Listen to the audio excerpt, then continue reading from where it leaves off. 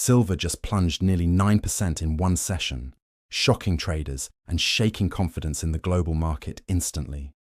Many claim this is profit-taking, but in reality, this move is a structural reset, not random chaos.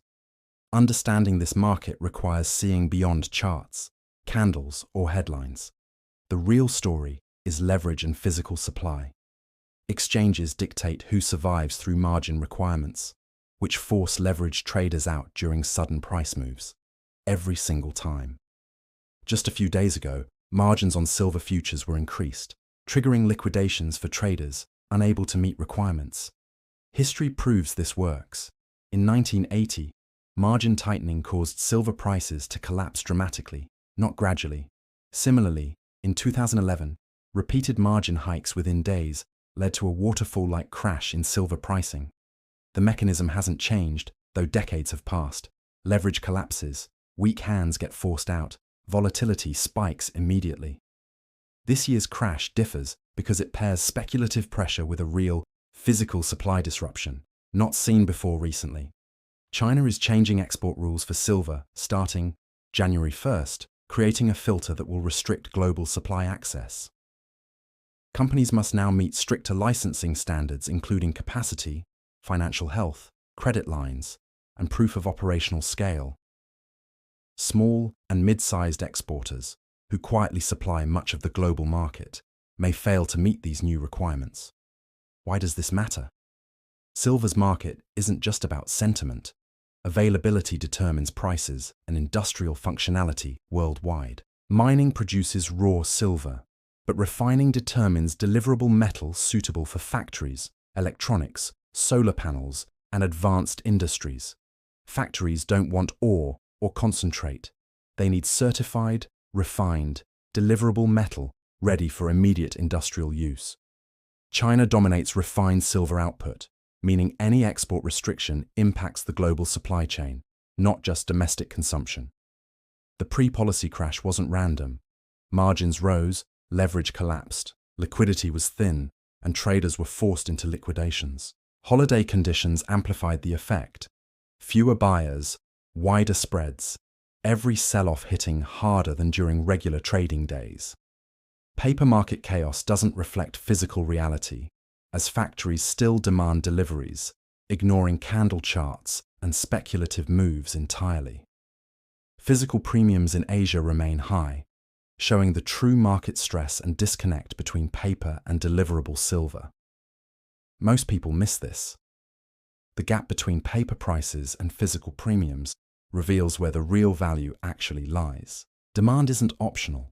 Solar, EVs, data centers, AI hardware, and electronics all need silver to function properly. Inventories act as buffers, absorbing supply-demand imbalances, but they've been eroded by years of consumption exceeding production. Once inventory buffers run low, volatility spikes because the market starts pricing access, not the metal itself anymore. Most silver isn't mined intentionally. It's a byproduct of copper, lead, or zinc production, meaning supply can't respond instantly. Even higher prices don't automatically produce more metal because output depends on unrelated primary metals and long development cycles. Mines require permits, capital expenditure, and years of planning. You can't accelerate supply on a quarterly basis. The physical market grinds slowly, while paper markets can panic in minutes, creating apparent contradictions between chart and reality. A sudden 9% drop in paper silver doesn't negate real supply constraints. It temporarily offers a discount to real buyers. Starting January 1st, exporters failing new licensing standards may ship nothing, delaying contracts, disrupting delivery schedules, and forcing industrial buyers to compete. When multiple buyers scramble for limited supply simultaneously, premiums spike, warehouses bleed registered inventory, and lease rates rise sharply. At this stage, the market is no longer about charts. It's about who actually gets access to silver. Coverage often misses this entirely because mainstream media focuses on headlines, ignoring physical premiums and industrial demand signals. If premiums stay elevated while paper prices swing, the underlying market remains tight, signaling ongoing stress to informed observers. Conversely, If premiums collapse alongside price drops, the immediate pressure is easing and supply-demand is normalizing temporarily. Silver is embedded in everything that powers modern infrastructure, from solar grids and EV charging to high-efficiency electronics globally. Tight supply doesn't just affect pricing, it pressures production, delays build-outs, and creates risks for global electrification plans. Access, not price, is often the true bottleneck, especially for industries that cannot pause production without severe consequences. Governments and industrial priorities reinforce this. Industry and defense consumption come first. Retail demand is secondary during strategic pressure. Observing physical premiums, warehouse inventories, and eligible versus registered stock provides a clearer picture than any chart or news headline. Paper market volatility is designed to shake weak positions, but structural understanding allows long-term participants to navigate chaos safely. The policy change on January 1st isn't T minor. It as a gate controlling which exporters can legally ship refined silver internationally. With supply already tight, this new gate increases competition and creates immediate upward pressure on premiums for those needing deliveries. Paper prices can swing dramatically, but the real market, the factories, deliveries, and industrial demand, dictates value over time. Timing, leverage, and policy shifts align to amplify volatility, providing signals about who survives the market shake and who doesn't. Those who understand these mechanisms can prepare, while others panic and liquidate at the worst possible time. The story here isn't just a short-term price move, it's the intersection of policy, supply chain, and global demand. When you see elevated premiums alongside paper market drops, the physical market is telling you that access remains constrained. If premiums collapse, the pressure is alleviated.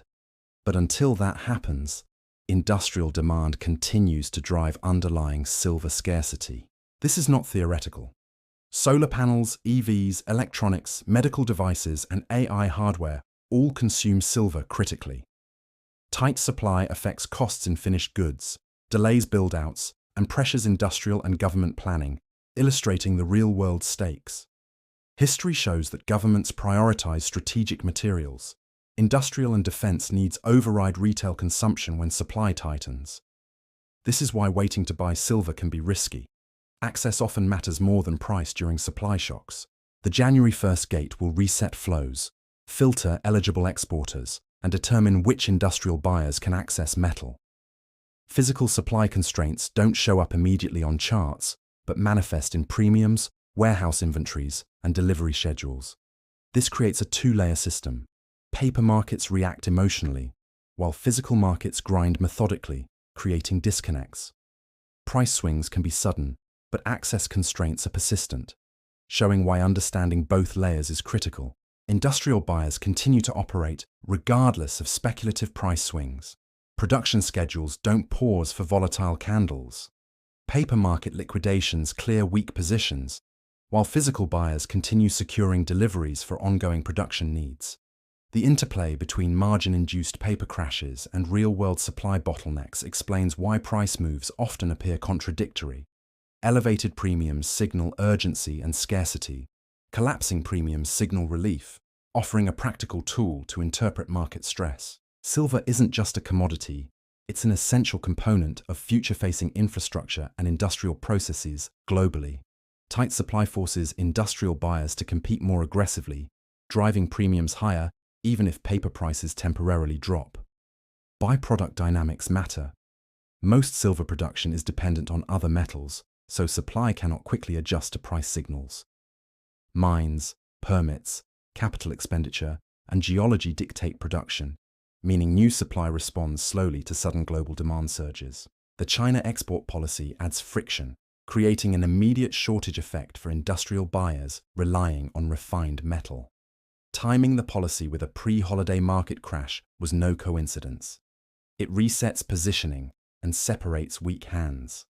Market participants misreading paper moves risk losing positions, while physical buyers continue purchasing for critical industrial needs. Watching premiums, warehouse inventories, and delivery schedules provides insight into the underlying health of the silver market. Paper volatility is a psychological tax. It forces panic and encourages short-term trading mistakes, masking structural scarcity. Real value comes from access, delivery schedules, and industrial demand, not the emotional swings of leveraged paper markets. Elevated premiums indicate competition for limited supply, not just speculative hysteria, signaling genuine scarcity in refined silver globally. Collapse in premiums signals temporary relief, but underlying supply constraints remain until industrial demand eases or inventory rebuilds.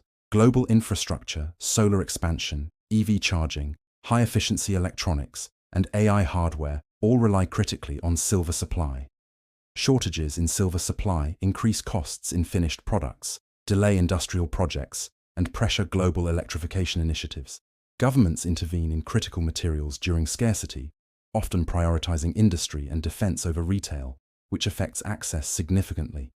Supply chain friction caused by licensing, gates, and export controls adds costs, affecting premiums and industrial operations simultaneously. Paper market volatility doesn't capture these constraints. It only reacts to margin changes and speculative liquidation events. Understanding physical markets, premiums, and supply chain mechanics is essential to interpreting silver price movements accurately. January 1st is a critical date. The policy shift will filter exporters, delay shipments, and tighten access immediately. The paper market drop was a setup, clearing weak positions before industrial buyers face restricted supply in real terms. Elevated premiums show that physical scarcity persists, while paper price swings offer temporary trading opportunities, not market clarity. The interplay between policy, leverage, and industrial demand explains the unusual disconnect between paper prices and real-world supply. Market participants must focus on delivery schedules, eligible versus registered inventory, and premiums, ignoring headline narratives entirely. When physical supply tightens, the market becomes an allocation problem rather than a price speculation game, fundamentally changing dynamics. Industrial needs dominate. Production schedules continue regardless of paper market chaos, showing where real demand lies versus speculative moves. Understanding these mechanics allows participants to survive volatility and recognize real signals amidst misleading price swings. China's export policy is strategic, controlling refined silver distribution to domestic and approved international buyers while creating scarcity. If you want actionable insights, focus on premiums, warehouse data, and delivery schedules rather than chart movements or media headlines. Subscribe now to stay ahead, track real signals, and understand what truly drives silver markets beyond short-term volatility.